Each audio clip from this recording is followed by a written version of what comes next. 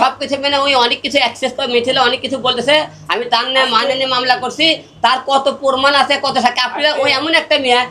আপনি সাংবাদিকরা আছেন না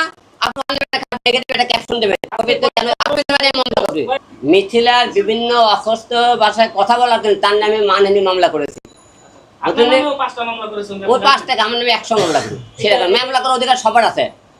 কোর্টায় সাক্ষী প্রমাণ সে আমার নামে মানহানি মামলা কেন করছি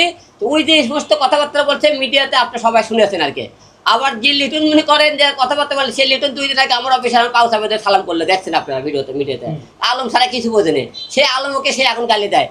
ওরে আমি ফোন দিই সে ফোন ধরে না আমি করি কেন তুই গালি দিলে তুই আমার অফিসে আমার পাউচ আপে ধরে বললে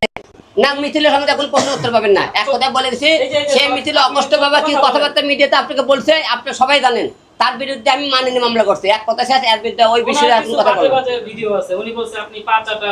আমি তো উত্তর আপনি বলেই দিছে মিছিলার অকষ্ট যে সমস্ত ভাষা বলতে তার বিরুদ্ধে তার নামে মানহানি মামলা করছি এক কথা শেষ উনি যে মামলাগুলো আপনার নামে করেছে আপনি কি মনে হয় প্রমাণ দিতে পারবে প্রমাণ দিলে আদালতে কথা হবে না দিলে নাই উনি তো কথা সত্যি কথা বলে সব তো আপনারা জানেনি সেগুলো আদালতে ছেলে কথা আমি বলবো না তারা হলে ভাইরাল হওয়ার জন্য আমার সে ভাইরাল হওয়ার জন্য আমার পাশাপে ধরে মিছিলে হাত করে বাগুন